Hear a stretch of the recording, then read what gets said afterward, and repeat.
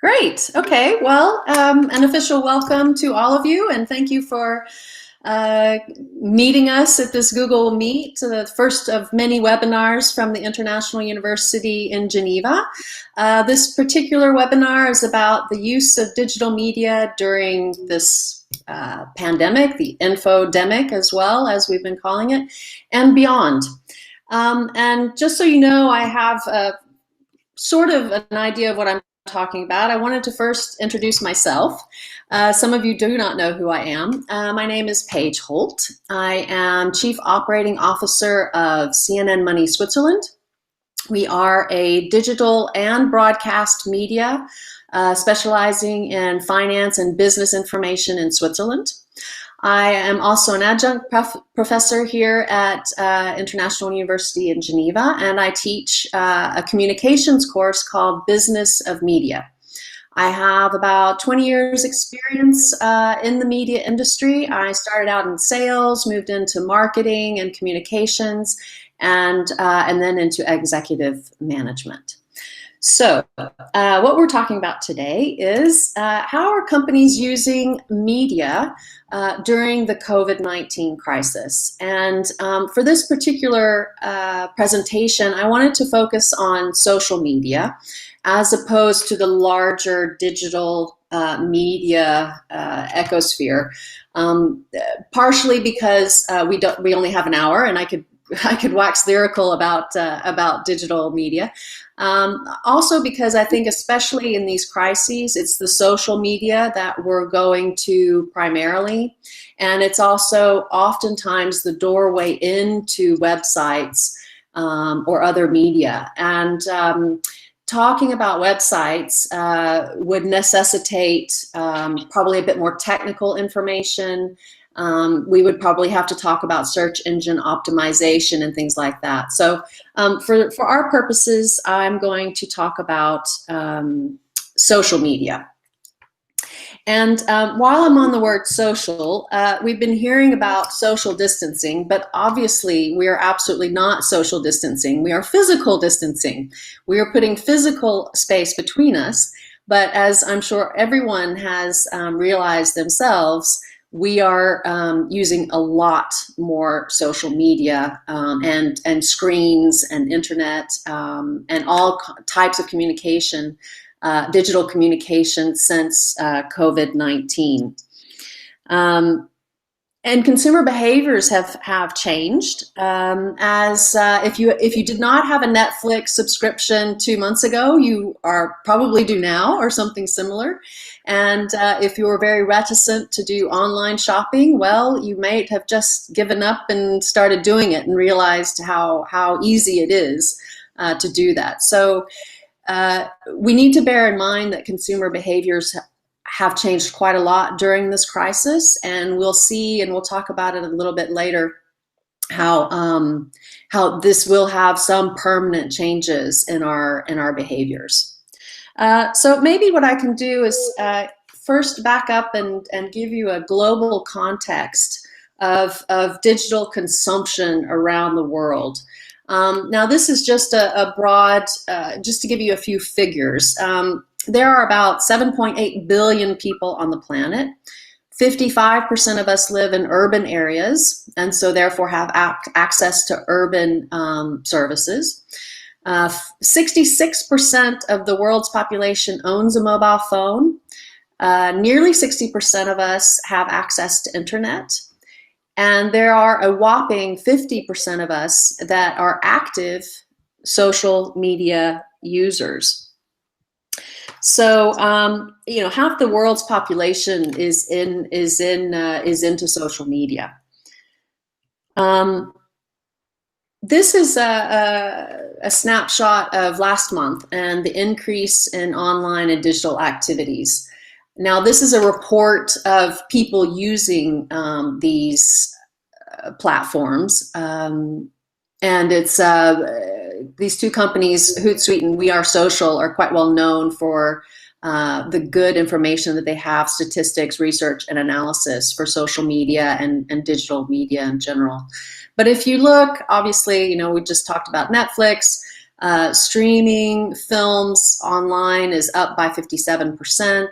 47% people are spending more time on social media. Everything across the board. More music, we're streaming more music, we're spending more time on mobile applications. Surely some of us are using applications such as Headspace to get some calm and relieve our anxiety during these difficult times. Gaming is up 35%, and I mean, not necessarily surprising, but gaming is already a huge growth market, and we're going to see over the next 5 years a there's huge potential in this market, and that certainly indicates to me that quite a lot of us got into gaming during COVID-19, and we will most likely, or a lot of us will stay gaming in beyond the pandemic. And more people are creating and uploading videos. And something that surprised me a little bit was that even podcast listening is up by 14%. Initially, information out of the US was saying that podcast listening was down because people weren't commuting anymore. But I think probably people started missing their favorite programs. And so in exchange to the commute, they went walking around their neighborhood and listened to their podcasts, or while they were doing the dishes or cooking or other activities at home. So by and large, a huge increase across all platforms. And this indicates to a brand or an organization that wants to communicate that there's a lot of opportunity, and there's a lot of different mediums that we can communicate on. This is another bit of information across generations. So you can see, obviously, across all generations, Generation Z, Millennials, Gen X, and Boomers, we all wanted more information on COVID-19. So there was an uptick in activity on news media sites and platforms. Interestingly, Generation Z was increased their music consumption quite a lot. But if you look, with music, watching more movies, watching funny videos, all these things increased quite a lot. And this is interesting for a marketer who wants to attract a certain demographic, of course. If you're selling surf or skate wear, then you're going to look probably at the Gen Zs and what platforms they're using the most. If you're selling house insurance, you're probably going to look at Gen X. And if you're selling, upscale luxury travel, then maybe you're going to look at boomers. So this is all information that marketers are going to look at and see how they can focus their communication. Now, some brands have asked themselves, why would I communicate? Because a lot of brands are not selling anything right now. The travel industry, for example, we can't travel. So why would an airline or a hotel be interested in communicating now? Coca-Cola has lost a huge market because we can buy their drinks in the supermarket, but a large part of where they sell is in restaurants and summer events, the Olympics that aren't happening, things like that. So there's a lot of brands that just kind of thought, well, maybe I don't need to communicate, and many are saving money on their marketing budgets that way. But I would argue that you need to communicate always, and that this is actually a really unique time, a really unique opportunity for all brands and all organizations to communicate, particularly in social media where we are so active, because you have so many more eyeballs to attract to your brand and to your identity. So this is really a moment where we can develop communities, and that's what social media really is about, is developing communities. And then, of course, you know, at some point we will be able to travel again and buy Coca-Cola at a soccer game again, and French fries and all these things. So you have to be aware that you need your brand to stay top of mind, and you need to prepare your pipeline for when you can go back into the market. Prepare that sales funnel, as I call it, so that you can generate very quickly. You can regenerate commerce with your service or with your products. And then the other reason that we need to communicate now, and we need to really think about how we communicate, is because today there are so many less points of contact between your stakeholders or your consumers, your audience, and you. We can't go to the grocery store and see a display of your product, or we don't see the posters on the street. We don't see the trams that are dressed with advertising. We don't see the digital screens in the train stations. So it's very concentrated now on handheld screens and PCs, and so therefore social media. And then you have to think about how. So I hope I've argued enough as to why you should be communicating right now. But there are two purposes for communicating for in terms of marketing or messaging for an organization or a brand. And one is commercial. That's you're trying to sell something, and the other is communal, which you're trying to create engagement. You're trying to bond with them. Sometimes these purposes oppose. One is more appropriate than another in certain times, and so that's what we need to look at today in this crisis: as how do we communicate? I would suggest that in a crisis, you're better off doing communal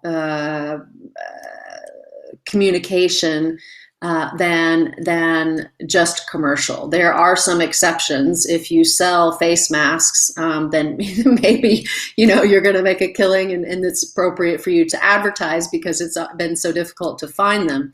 But for the most part, building a community and helping people to shelter at home, to quarantine, to self-isolate, to do all these things that we're doing now is probably your best bet to keep your brand awareness and your brand image at the top.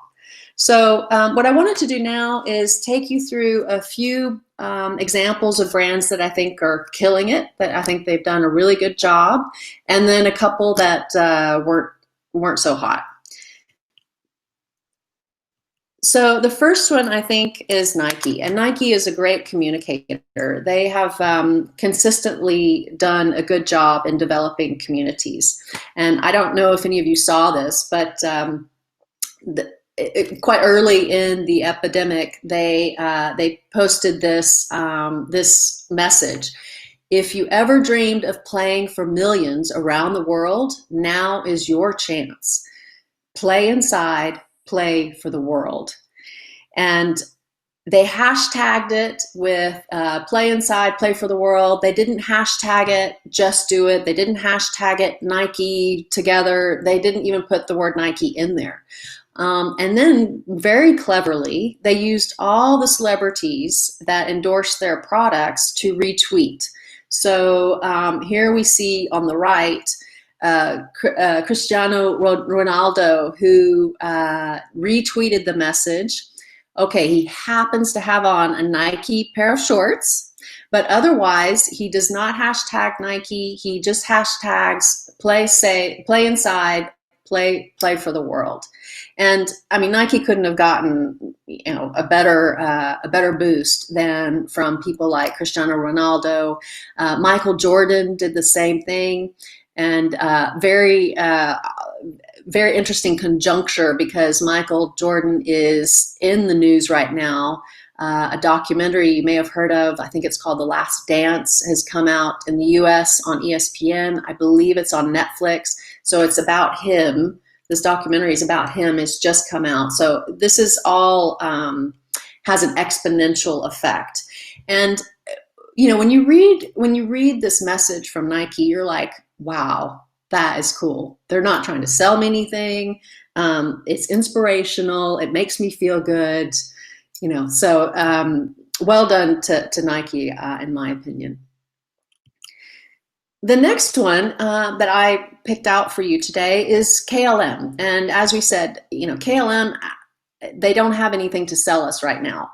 Or it would be quite difficult, right? But they did have a huge emergency when they had to all of a sudden cancel flights. And the first thing they did, you can see the first post on the left, was from March 17th. And what they did was they actually put together a video of their own employees self-isolating, working from home, and each with a series of different employees, they put together these messages as to how they were going to take care of their customers.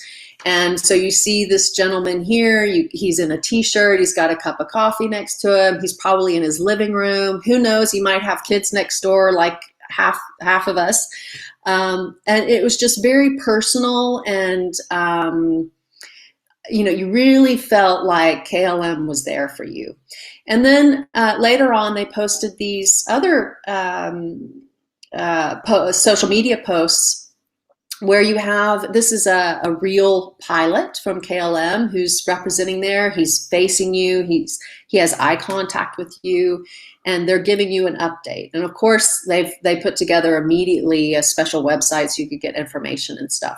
But they did a series of these where you see in-flight attendant, or you see someone that's in the desk service. So very, very nice, very personable. And then once that sort of initial crisis of after sales service was slowed down, they posted some really fun content. This one is very cute. These are two kids who built their a cardboard KLM plane.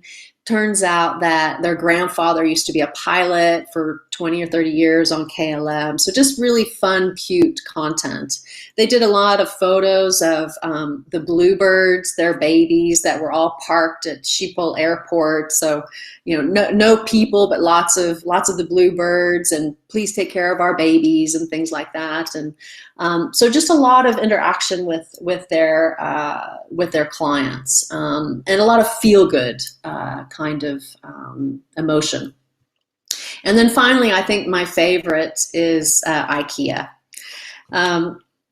IKEA on April 20th tweeted a special version of the recipe of their iconic meatballs.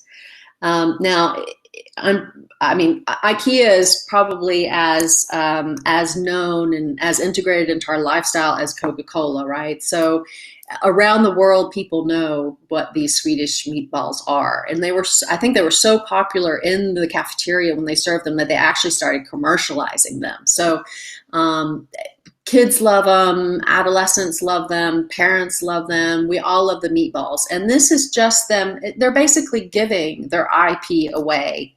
And that was just such a great idea, because not only was it really good, fun information for their clients, which is practically 3/4 of the planet, I would think, but every news media picked it up.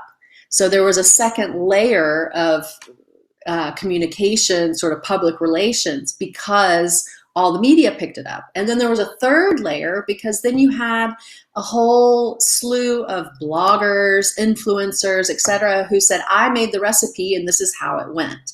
And they're taking pictures of how they presented it, etc., etc. So this is just a fabulous way of communicating. And they've also done quite a lot on social media. On Instagram, they do these beautiful sort of mise en scène of different rooms if you're into interior design. I understand they put together a how-to guide on how to build a tent in your house with material you can see here that sort of out of solidarity, McDonald's Brazil decided to separate the famous arches, golden arches, and they put this campaign online. Bernie Sanders, who you may know was a former presidential candidate up until recently in the US, called them out and said, McDonald's said basically, stop spending money on publicity stunts and pay your workers sick leave. So a total flop for McDonald's. They quickly removed the campaign and are trying to sponge off the reputation after this. If you look at this, it gives absolutely no positive message. It's all about McDonald's. It doesn't add any value to anyone. So not much of a positive campaign. There were a few other brands that did this sort of physical social distancing. Coca-Cola was one, another flop actually. Fortunately, they didn't put it on social media, but they did a social distancing logo where each letter was separated, and then they said something like better apart, stronger together, better apart, something like that. Very oddly, it was only on a digital screen in Times Square in New York in the middle of the pandemic when no one was leaving home. So I don't know what they were thinking of spending tens of thousands of dollars putting out a campaign that no one could probably actually see except for the few people in the press that took pictures and then slammed it. So yeah, not smart. And then this next one is Circle's Life is a telecommunications company, and just trying to make a cheap buck, a total publicity stunt. They've refashioned, I think it's Dettol, it's a disinfectant, and they've changed it into data, and then they say we might not be able to protect you against 99.9% of germs, but we're keeping you safe with telco contracts and et cetera, et cetera. So really just trying to make a quick buck, get something out of this this pandemic. So to sum it up, what I would say is obviously communicate during a crisis is the most important thing you can do. To do it well, provide free resources like IKEA did.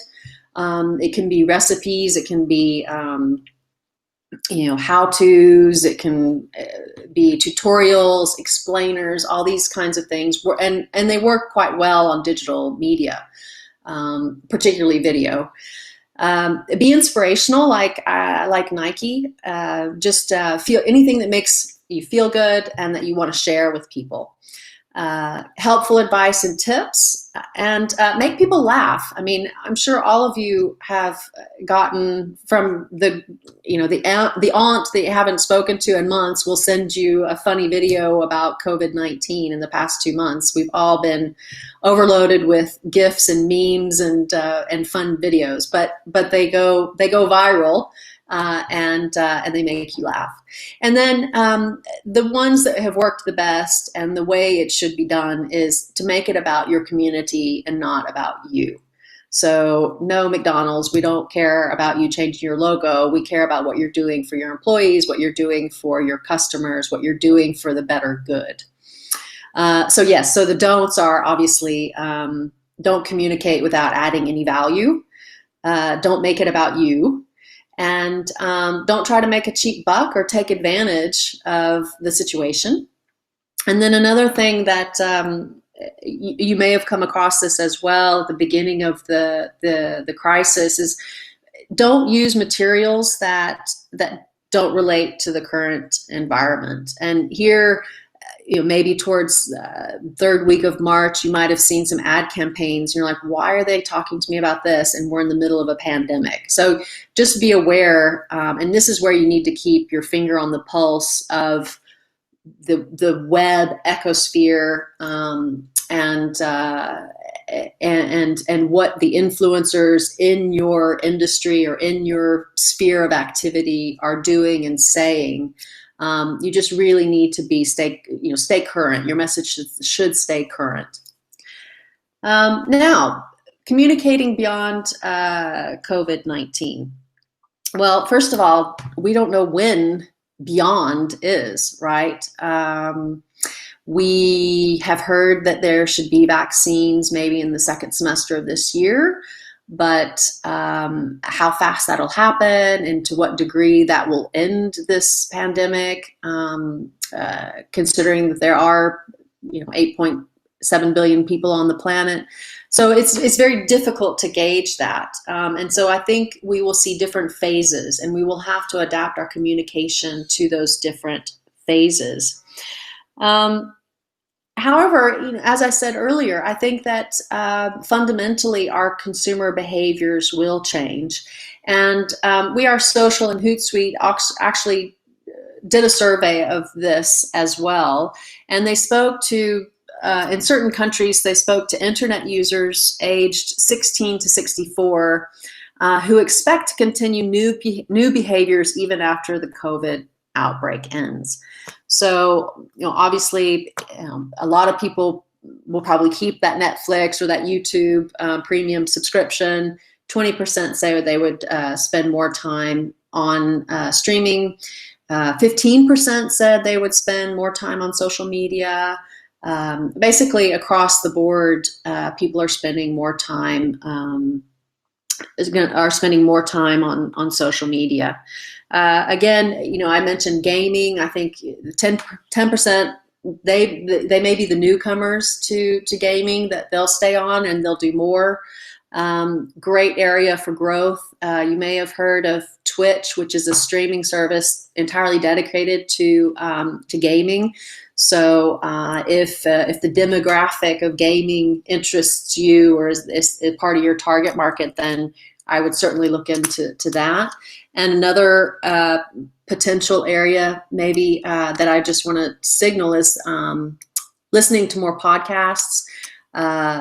Audio is very cheap to produce. Audio advertising is very cheap. And so that's also an interesting, perhaps, area to look at.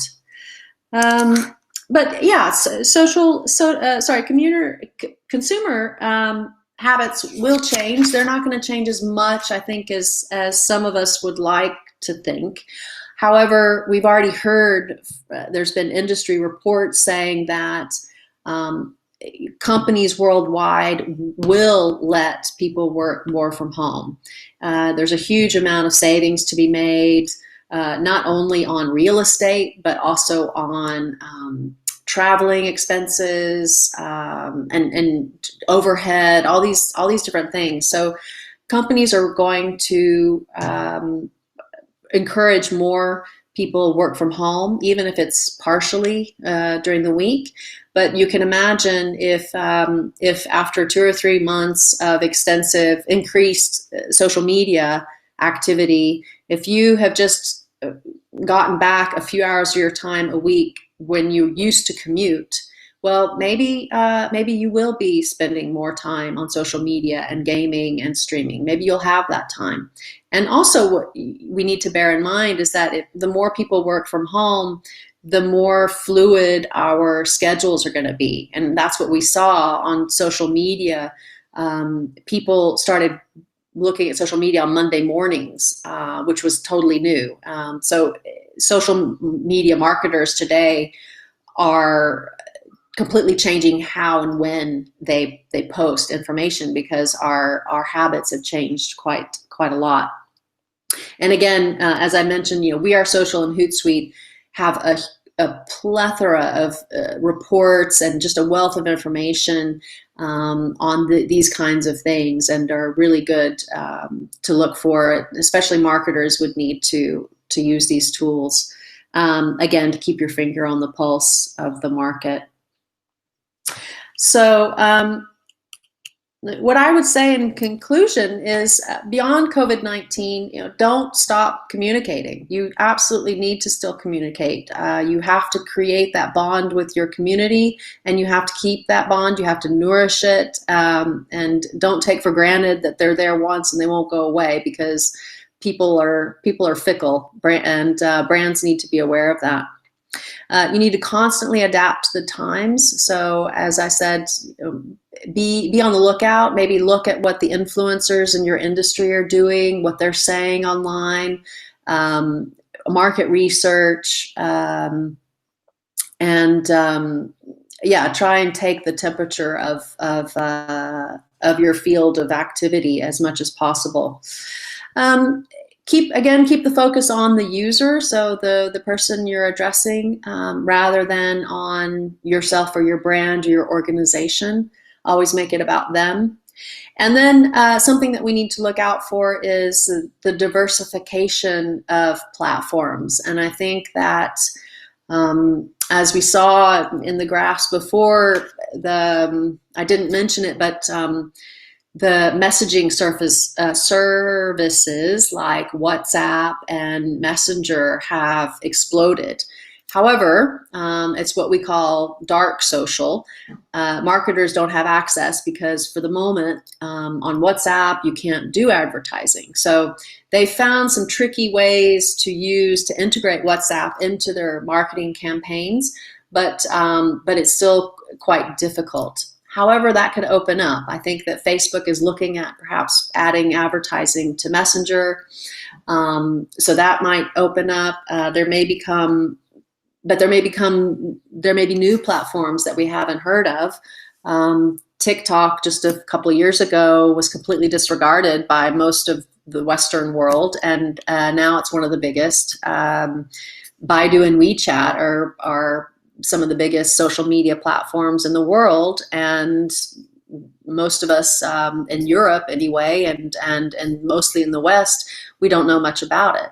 So I would definitely look out and try and anticipate where the new platforms are going to come, so that you can be sure and get your message across to those platforms.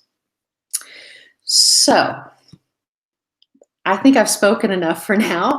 I hope that you were all able to understand this, and I'm happy to answer any questions that you have.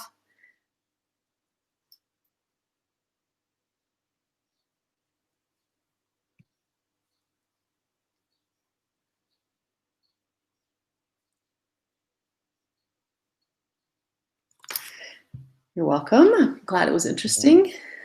Well, maybe one question? Yes? First, that's Christian. Hi, Christian. Thank you for the presentation. It was really well done. Congratulations. Thank you. We could see by age categories what people were interested at, and what they did on the social media. You also touched the issue of timing. When in the day or in the week people are using those media.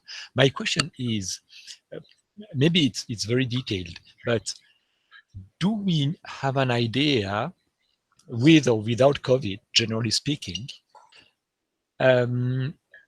whether rather younger people versus older people are using social media at different days or time slots during the day?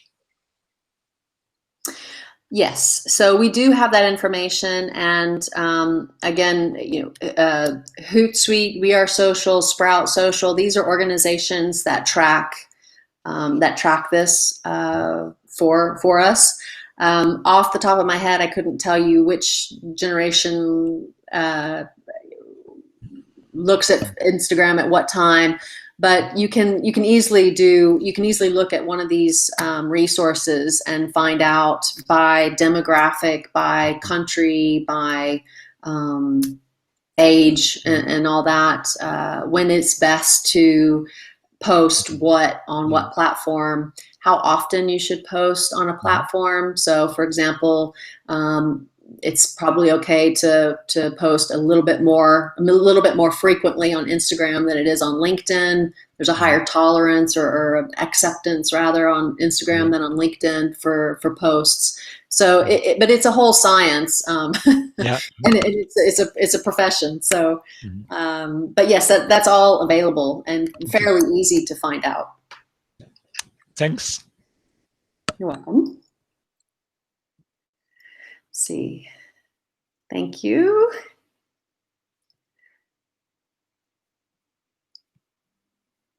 Okay, well, if there's no other questions, then I guess it's up to me to thank you for your time and your patience with my monologue. I know it's easier usually when in person to have a discussion, and I would be interested in hearing from some of the students in the lot to see if they agree with what I said or if they had something to add, particularly with these the Gen Z statistics here. So yes. Oh, Sarah has a question. Okay, let's see. One question. Do you have an idea on how COVID-19 is affecting and will impact creative industries? Ooh, that's a good one. I don't know. I'm not sure what you mean exactly by creative industries. I mean, I know that in terms of the performing arts, it's been quite difficult, obviously, because we can't physically get to performances.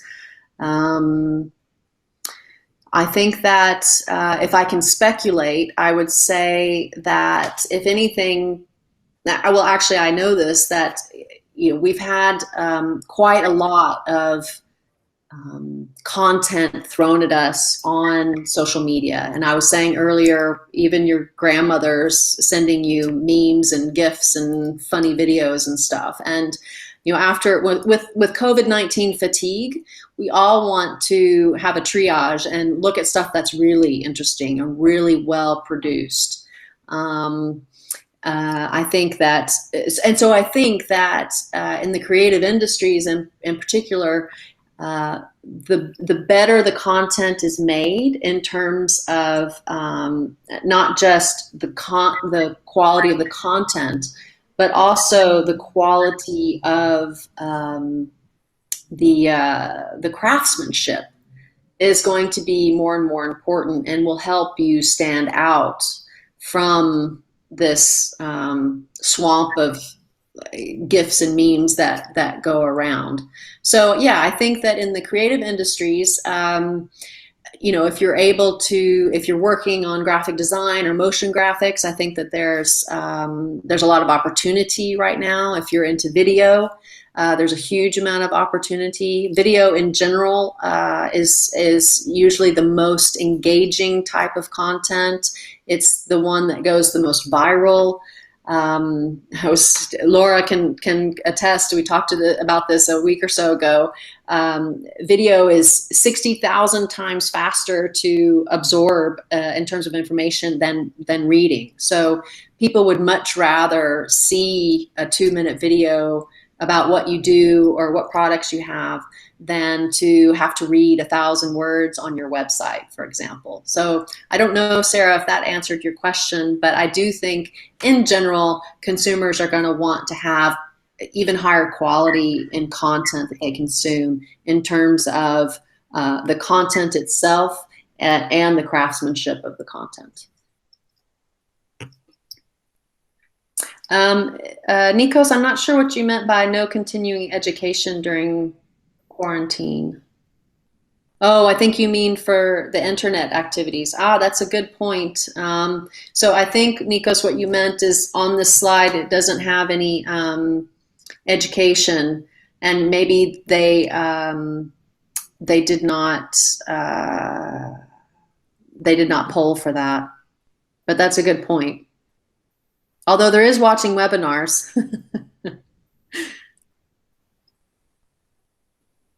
Any other questions from anyone?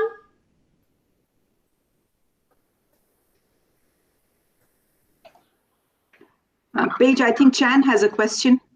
He was asking about fake news on social media. Oh, I missed that. What do you think there is? Oh boy, don't get me started. I just did two classes on fake news. I mean, there are two reasons why we're seeing a whole lot of fake news right now. One is, again, trying to make a cheap buck. As I say, it's people that are trying to generate revenue through content that will go viral, and so will therefore get them more page views and therefore get them more revenue through something like Google AdSense or advertising around the content that they are producing. So that's one reason. The other is obviously political, and for whatever reason, we're seeing quite a lot of fake news around the virus, the coronavirus, and to the extent that the WHO has called it an infodemic as well as a pandemic. I would say to that the recommendation is to look at least 3 sources to confirm information, and reliable resources like the WHO or legacy media companies like the New York Times, the Guardian, the BBC, Swiss Broadcasting Corporation. These types of information, I would definitely check sources, especially if it sounds too good to be true. And then I would absolutely not share it until you've confirmed it. Even at the beginning of this, and I don't know if this goes for some of my colleagues, but even at the beginning of this pandemic, I had educated friends my age that were sending me things that were clearly not true. But the problem is, once it's out there, you cannot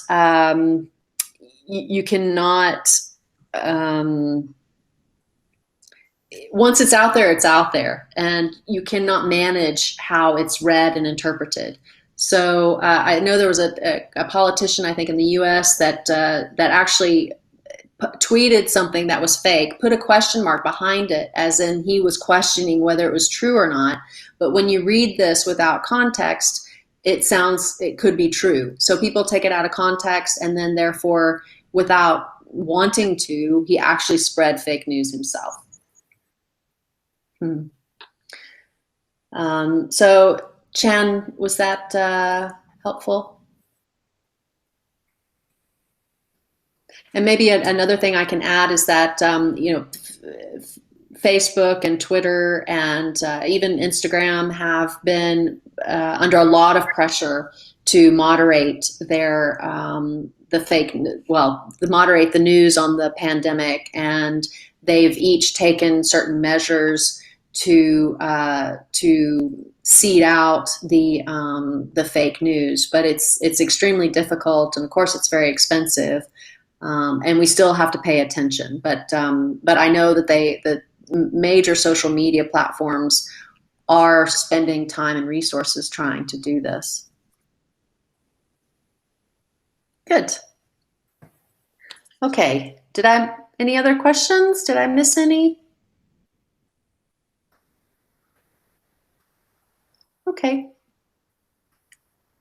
Well, thank you so much for your time, all, and I wish you all a good evening, a very safe evening, and yes, be a responsible consumer of social media. Thank you.